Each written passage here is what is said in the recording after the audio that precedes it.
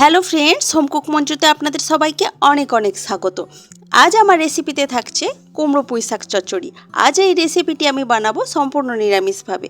তো এই রেসিপিটি হয় ভীষণই সুস্বাদু। আজ আমি কিভাবে বানাচ্ছি এই কুমড়ো পুঁই শাকের চচ্চড়ি রেসিপিটি আপনাদের সাথে শেয়ার করছি। চলুন, খুবই সহজ পদ্ধতিতে এই আজকের রেসিপিটি আমি বানাবো। তো এখানে কড়াইতে আমি কিছুটা সরষের তেল দিয়েছি।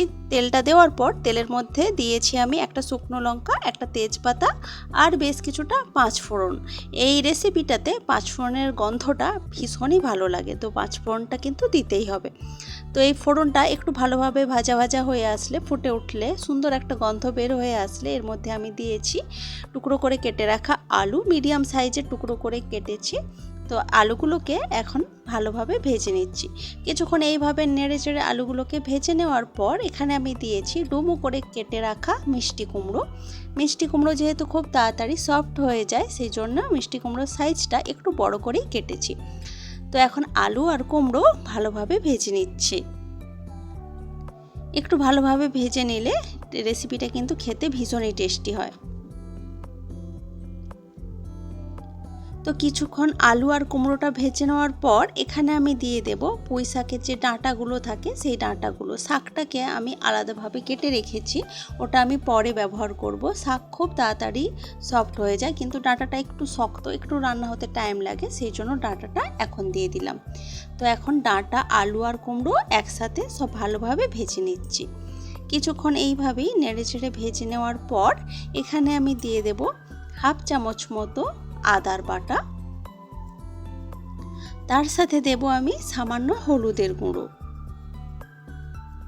আর তার সাথে দিয়ে দেব সামান্য জিরের গুঁড়ো। জিরের গুঁড়োটা দেওয়া হয়ে গেলে দিয়ে দেব এর মধ্যে অল্প পরিমাণে কাঁচা লঙ্কা বাটা। আপনারা যেরকম ঝাল পছন্দ করবেন সেই অনুযায়ী কাঁচা লঙ্কাটা দেবেন। তো এখানে আমি কোনো গুঁড়ো লঙ্কা কিন্তু ব্যবহার করব না। এই রান্নাটাতে কাঁচা লঙ্কার গন্ধটা বা স্বাদটা ভীষণই ভালো লাগে। তো সব মশলাগুলো দেওয়ার পর সব কিছু একসাথে ভালোভাবে কষিয়ে নিচ্ছি, এতে করে আদার কাঁচা গন্ধটা চলে যাবে। তো বেশ কিছুক্ষণ এইভাবে কষিয়ে নেওয়ার পর এখানে আমি দিয়ে দেব খুবই অল্প পরিমাণে জল। এই রান্নাটা করার জন্য খুব বেশি কিন্তু জলের একদমই প্রয়োজন হয় না। এই যে অল্প পরিমাণ জল দিলাম, এই অল্প পরিমাণ জলেই কিন্তু পুরো রান্নাটা হয়ে যাবে। তো অল্প পরিমাণ জল দিয়ে একটু নাড়াচাড়া করে আমি এখন ঢাকা দিয়ে দিয়েছি। গ্যাসের আঁচটা একদম লোতে করে 3 থেকে 4 মিনিট ভালোভাবে এটাকে আমি লোতে এইভাবেই রেখে দিয়েছিলাম। তো 3 থেকে 4 মিনিট মতো পর ঢাকা খুলে দিয়েছি। ঢাকা খুলে একটু নাড়াচাড়া করে দিচ্ছি, একটু চেক করে নিচ্ছি কতটা সফট হয়েছে। তো দেখলাম আলু আর কুমড়ো কিন্তু বেশ অনেকটাই সফট হয়ে গেছে। এখন আমি এর মধ্যে দিয়ে দেব শাক, পুঁই শাকটা, যেটা আমি আলাদা করে কেটে রেখেছিলাম, সেই শাকটাই দিয়ে দিচ্ছি। আর এই শাক থেকেই কিন্তু অনেকটা পরিমাণ জল বের হয়ে যায়, এতে করে রান্নাটা কিন্তু এই জলেতেই অনেকটা পরিমাণে হয়ে যায়।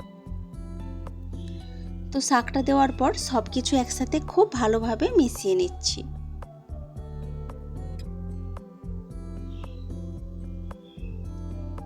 আর এর মাঝে কিন্তু আমি একবার নুন দিয়েছিলাম, ওটা কিন্তু ভিডিও করা হয়নি, ভিডিওটা তখন পজ হয়ে গিয়েছিল। কিন্তু নুনটা কিন্তু দিতেই হবে, নুন তো না দিলে রেসিপিটা কিন্তু আপনারা খেতেই পারবেন না, সেটা তো আপনারাও জানেন। তো নুনটা দিয়েছিলাম। তো তারপর ঢাকা দিয়ে রেখেছিলাম প্রায় 5 মিনিট মতো। 5 মিনিট মতো পর ঢাকা খুলে দিয়েছি।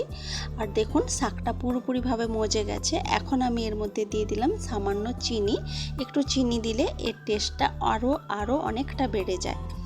তো সামান্য চিনি দিয়ে একটু নাড়াচাড়া করে দিচ্ছি, চিনিটা যাতে সব কিছুর সাথে খুব ভালোভাবে মিশে যায়।